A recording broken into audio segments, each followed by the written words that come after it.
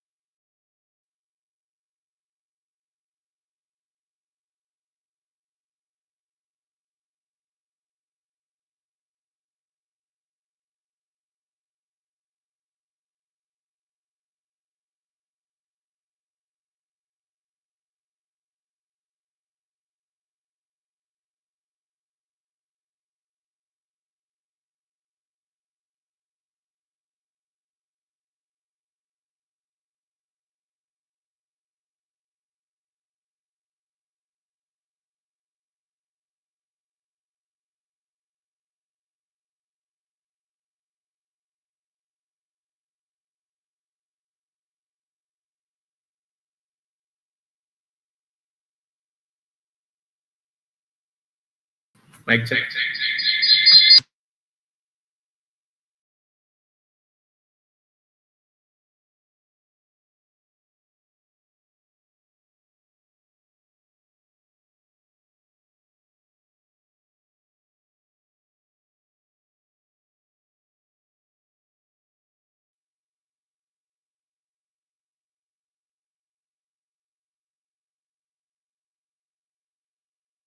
Start you.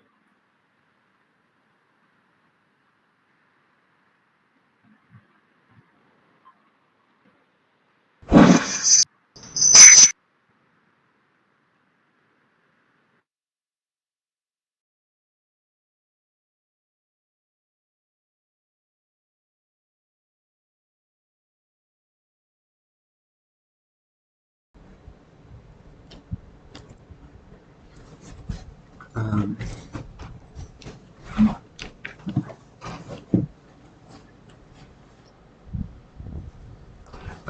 Hello, good evening all.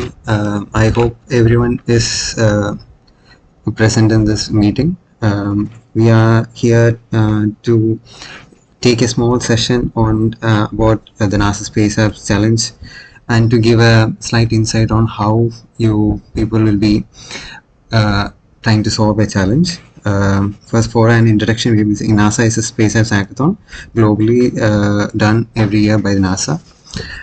We are glad to welcome you all as a part of this year's NASA Space Apps Challenge Kanjirappally. We welcome Anu Karthik sir, the head of Unicorn Robotics, and we introduce you to introduce you the world of problem solving required for the challenges of NASA Space Apps Challenge. So, sir, hi, welcome. So you can start.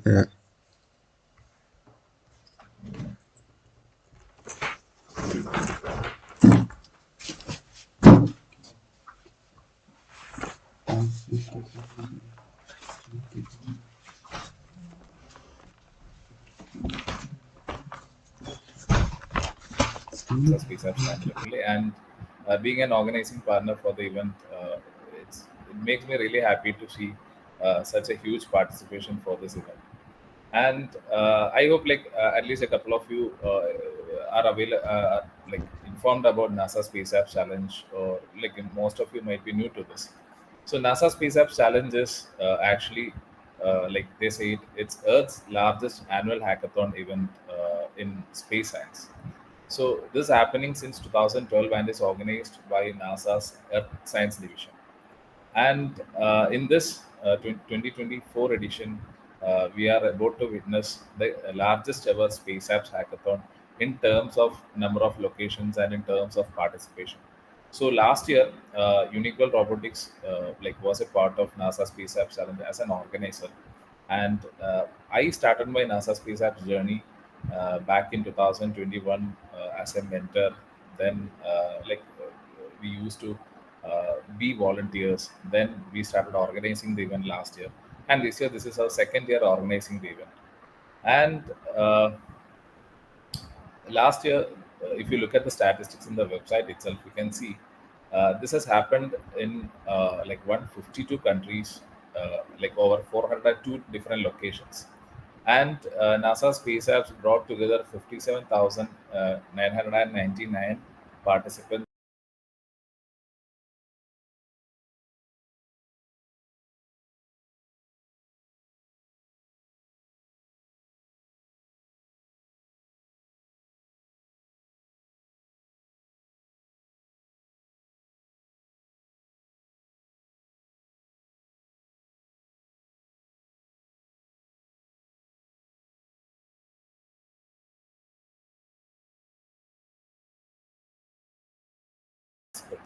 Let's say, and there are no many locations across the world who have like these many number of participants, and that shows the interest of our community in space and like all these allied domains. So coming back to NASA Space App Challenge, this is as I said before, this is the Earth's largest annual space hackathon, and along with NASA, 14 other space agencies, including ISRO, European Space Agency, Japanese Space Agency, Canadian, like you name any space agency, except the Chinese one, like all other space agencies are a part of NASA Space App Challenge, and they're actively contributing to this.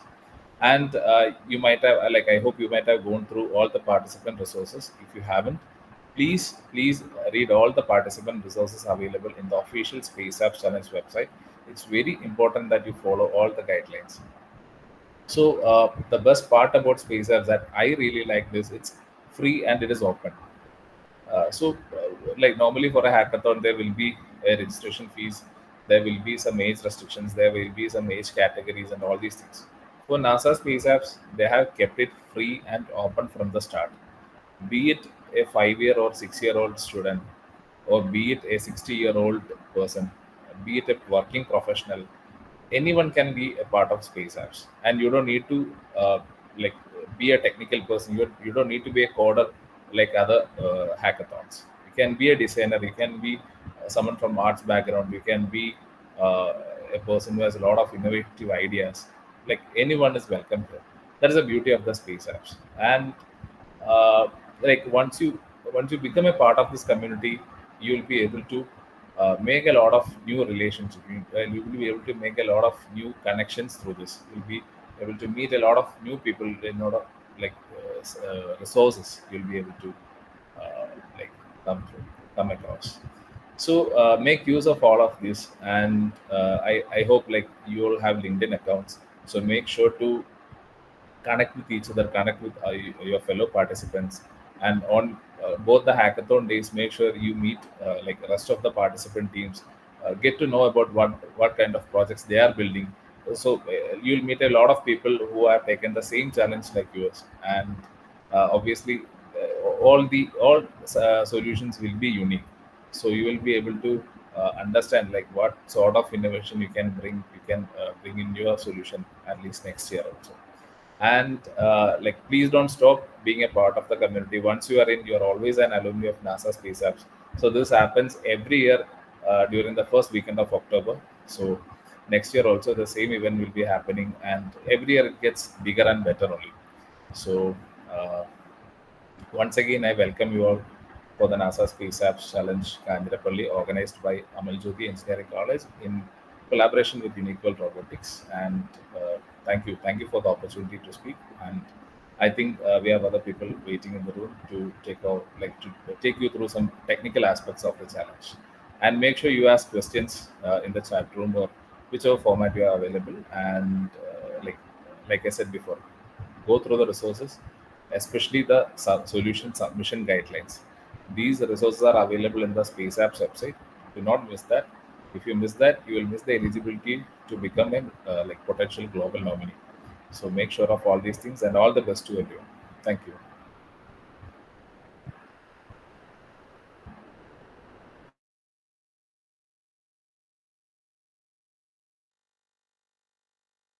Next, we welcome Thomas Anthony, Senior Robotic Engineer, Unique World Robotics, to introduce you all to the world of problem solving required for the challenges of NASA Space App Challenge. Okay. Good afternoon, everyone. So thank you, like for sharing your beautiful insights over here. So it was a great help for us. And Anu might have shared more things about how the NASA works, how NASA Space Up Challenge works. But mainly, I'm going to concentrate on the technical side of the NASA Space Up Challenge. So many of you might have some doubts like how to face these challenges and how to get solutions for these challenges in a technical aspect. So one thing I want to share in the very first place is like. So if you hear the word hackathon, like many are thinking that it's only about computers. So basically, what happens with this hackathon is, so when you enter a hackathon, if conducted by Google or a coding hackathon, basically you go to a place, so they will give you a task to solve it with the coding. So you take your laptops, form up a team, and get a solution for that with coding, and submit that, and you win a prize.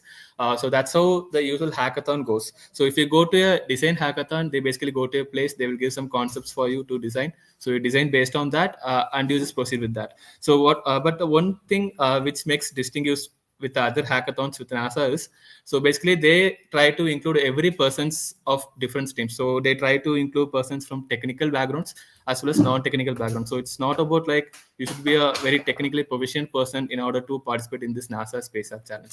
So there are so many challenges they assign every year. So either you can take something with a technical background. So if you're from a non-technical background or to background also, you can just participate in this NASA Space Up Challenge. And two main things I need to mention here is, one thing is it's free of cost. So, and the second thing is you'll get a certificate from NASA. So it's as simple as that. So let me get into the technical perspective of this NASA Space Up Challenge. So basically, as all you know, like this NASA is a space research organization, so they mainly concentrate on the space research. So every year they conduct this NASA Space Up Challenge as a hackathon. So every year they define set of challenges and we need to find solutions for that. So basically, I will just take the last year's challenges and the solutions.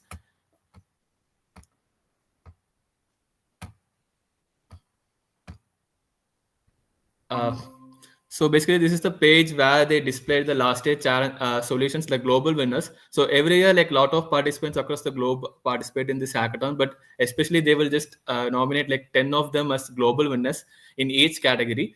So I'll just get through this, like how this whole thing works. So one thing I need to mention, particularly in this page, is like we always have a competition with other countries, even in Olympics. Even if it's in a cricket, we used to go with India, Pakistan, right? So maybe that competition, in my perspective, it's really good because it increases our competitive perspective. Like we try to increase ourselves in our skills. So that's one good thing about competing with the other countries. One thing I can say is one of our neighboring country got a prize in this global winners in last year. So as I scroll down, you can see like Team Voyagers, which won like global winner for best use of storytelling. So basically, they made a story out of this. So as I mentioned earlier, it's not only for like technical persons, even the non-technical persons can participate in these hackathons. So they are from Bangladesh and they won the prize. And the one reward they get very significantly is they have a chance to visit the NASA's lab, which is free of cost. Like NASA will sponsor you for everything. So they will get due to the NASA's lab in America and you can explore the stuff over there. So they just made a story, they submitted that and they won a prize. So this is the one of the thing I need to mention about the last year winners. And one more thing I need to mention is like though we had a large number of participants from India last year, but we didn't able to get into the final stages. But this year we are trying really hard from many groups of people like to pursue that. So let me get to in the non-technical perspective of the NASA Space Up Challenge first. So I'll just take this example who won a global winner for most inspirational award. So even you can just surf in this internet and get to know ideas like how people are approaching a problem and getting a solution for that. So basically, the challenge given to them is like they need to create a game or activity or a story to explain the mechanics of eclipses. So you guys might have known about these eclipses. So basically, what happens is, in simple terms, the Earth revolves around the sun and the moon revolves around the Earth. So basically, these are in a circular orbits. I mean, elliptical orbits circling around each other. So sometimes what happens is these three of them align in a straight line. Sometimes there will be sun, moon, and Earth. So basically, the moon hides the sun. So because of this, we get a effect called eclipses. So due to this, we have so many background stories for that. Even in some movies, they just portray like if you're exposed to the radiation of these eclipses, you might get a gene mutation in you. And there are some movies which depicted like if a pregnant woman goes outside in this eclipse, they will get a gene mutation and in the end they will give birth to a monster. So stories like that still persist. Some of them are real ones, some of. But our question over here is like, as an adult, we know like how to understand this very easily. But how the task they gave to us is how will we explain this to the young learners? I mean, if a second grade kid approaches us, so if a second grade kid approaches us, like how will we explain this eclipses to them, like in a very easy manner? So nowadays, like most of the kids are into mobile phones and all of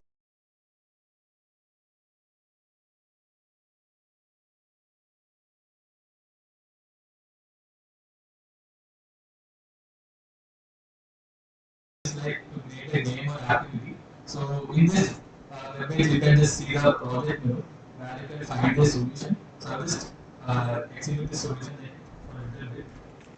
So basically, most of them might have known about this Canva. So it's like a more like a PowerPoint where we can create our presentations. So they made a simple presentation for Canva. So basically, they just made like a Eclipse thing.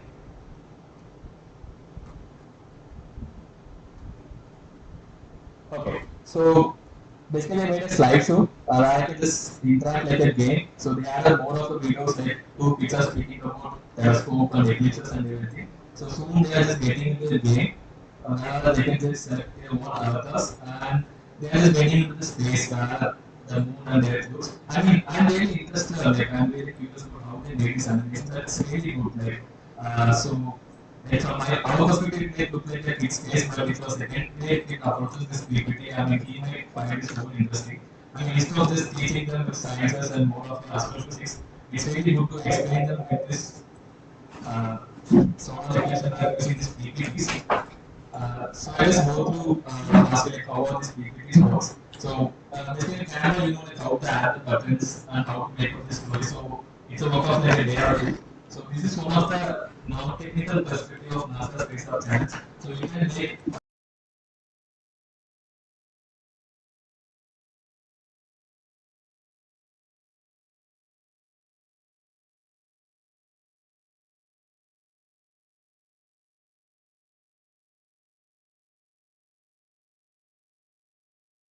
all of us know how to create a presentation in Canva. Like it's so easy. But how does they become a winner? So that's the main question over here. So basically, it's about their idea they implemented over here. So if you go through the slides slowly, like you will understand how they explained this in a very effective manner. So once you start trying to approach a solution, just try to find the best solution. Just try to plan it out with your team members how to make the best out of it.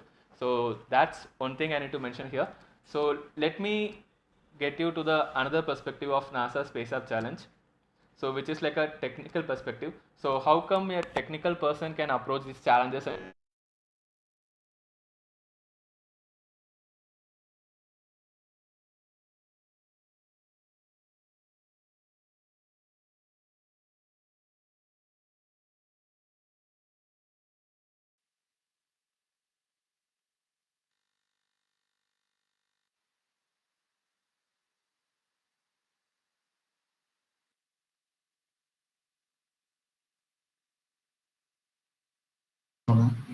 mic check.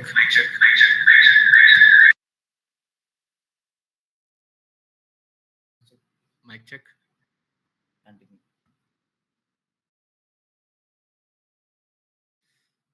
So sorry again, like we had a small technical glitch over here. So I will just continue with the technical projects with NASA Space Up Challenge.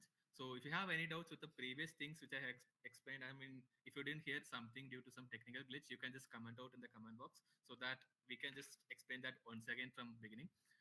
So let me get into this space tourism.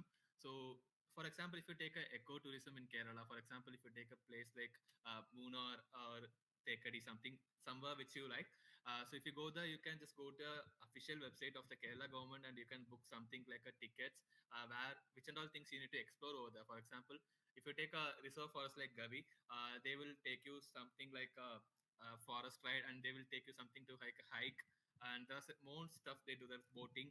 So you can just book that through online. Same way, what will happen like if you just have a space tourism, for example, you have nearby planets near you like Mars, Mercury, Venus, Moon, And what if you can get a rocket and you can just go to there and visit the places in moon craters? And what if you can do some adventure activities over in the space? So they just created a website for that.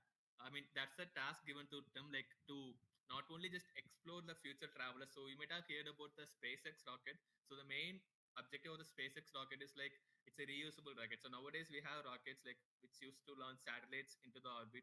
For example, if you take a case of Mangalyaan or Chandrayaan, like they just have a rocket with just like PSLV something you would have heard in news. So they just go to the space, they will just drop down the satellites and it won't come back. It will just dispose off in the ocean. But what SpaceX created is like that's a reusable rocket. It just goes back to the moon and it can come back and land on Earth. So basically it makes a transport system between the Earth and moon or Earth and Mars.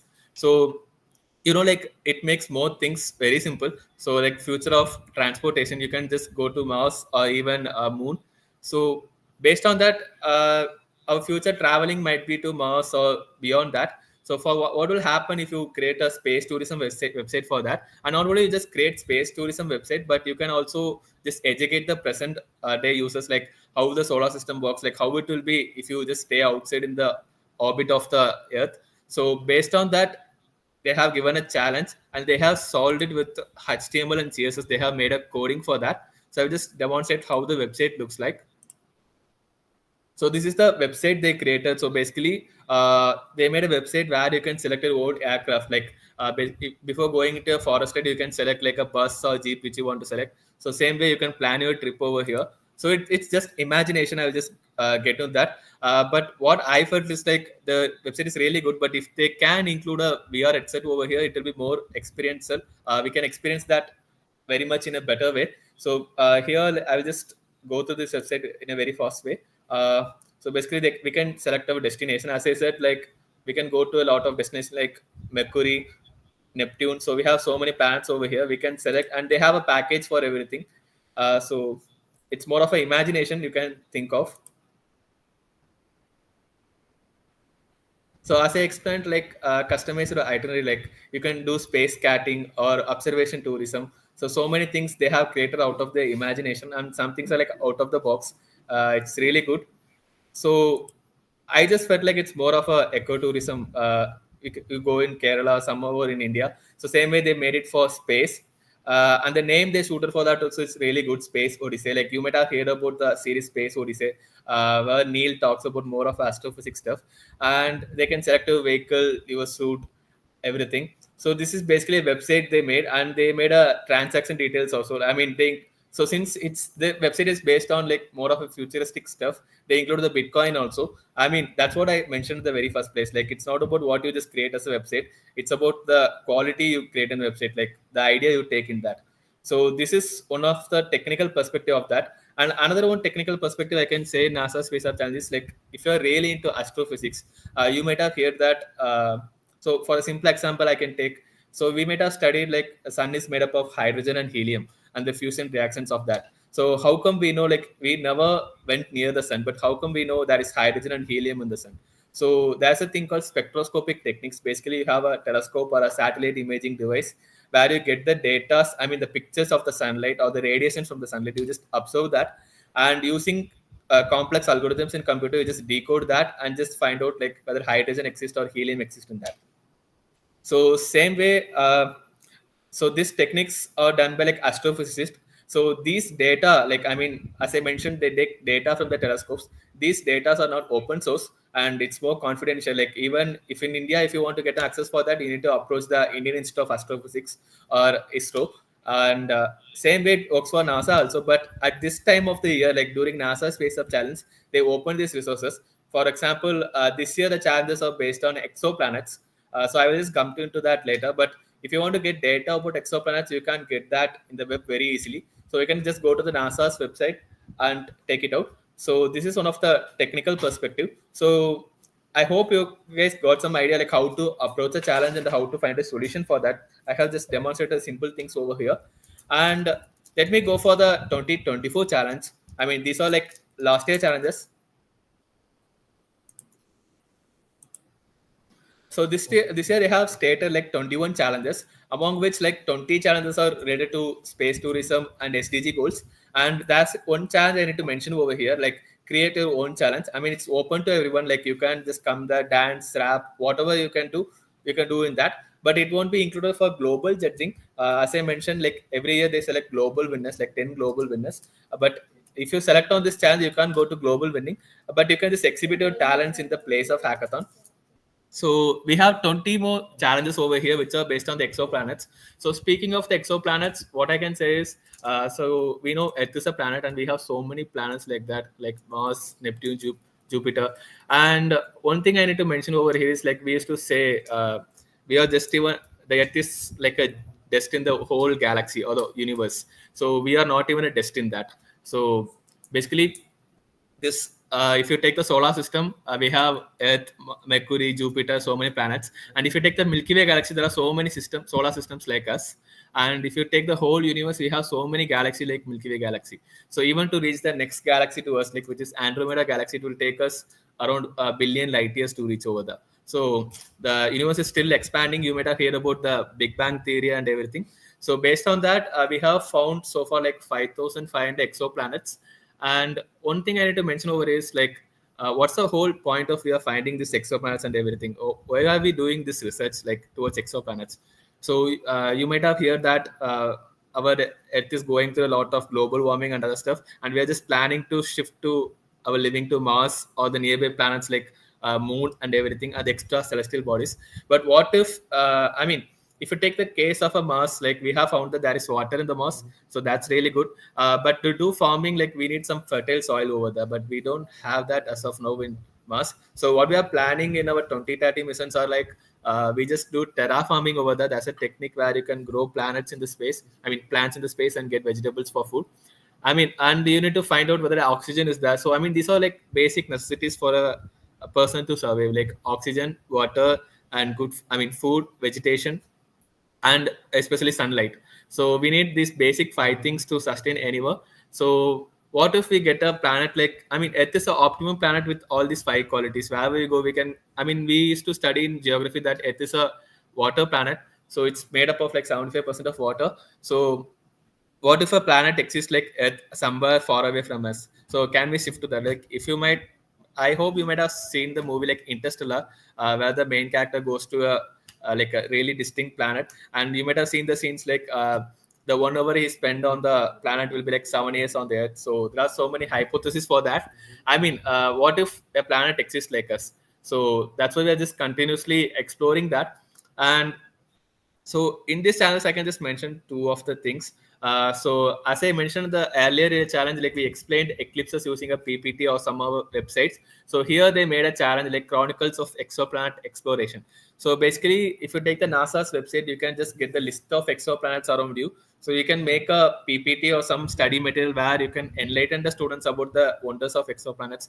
Like you can create like 10 exoplanets over here, and you can find like in which exoplanet you can find water or oxygen which is really suitable for living. So you can take this as a challenge. I mean, and in the every challenge they have mentioned like difficulty level also, like it's for beginner or intermediate or advanced. So these are like for non-technical people. So same way, like there are some challenges listed for technical people also, where you can get the resources of NASA about exoplanets, and you can make use of them, make your solutions.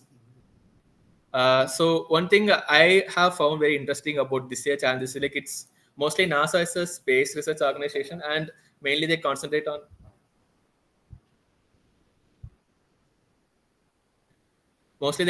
space research and everything. But this year for the Space Up challenge, they have included the SDG goals also.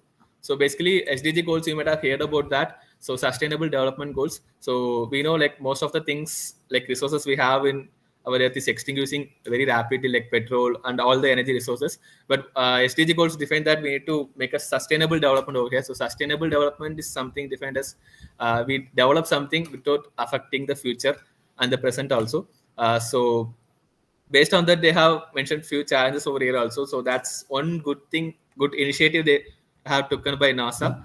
So based on this, you can just go through the 20 challenges and find out which challenge will shoot you and your technical skills, and you can come up with that. So with this, I need to conclude my session. Like, one thing I need to say from my side is, most of you might have do it in online and submit your projects, but I wish all of you can come to the campus or whatever local venue you have chosen, because what happens in these hackathons is, like, just go to a place and you meet a lot of people over there who have similar interest. And one good thing about NASA Space Apps is it doesn't have any age limit or any requirements for that. So even from a second standard kid to a 60-year-old man can participate in this. I mean, from the top data scientists and the coders to a top designers can participate in this hackathon. So you will get a chance to meet multiple domain people, and even you can just get exposure to the people of the same domain who are really talented in that. So I expect all of you to present in the venue and make this thing very greater. So I wish you all the best for challenging, like, to solve the challenges in a very great manner. So if you have any technical doubts, you can approach us. Like, so you have a contacts over there, and I'm expecting more and more of a good solutions over here. I mean, I have explained a little things over here, but you can just go through the website and get the best solution. I mean, some of them, like, might end up in a startup or with this hackathon. And I wish you all the best. And I will just hand over the session to my team members who can explain about the other processes. And thank you for joining us today.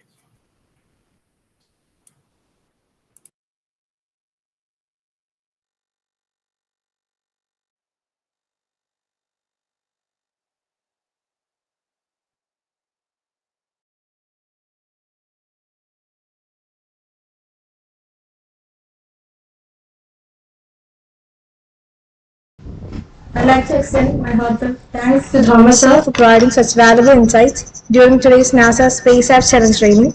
Your guidance on tackling challenges and navigating the hackathon process was incredibly helpful and has set a strong foundation for our teams.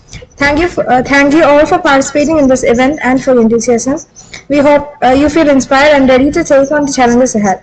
Best of luck in the upcoming hackathon. We look forward to seeing your innovative solutions and hope to gather here again to celebrate your achievements. Thanks.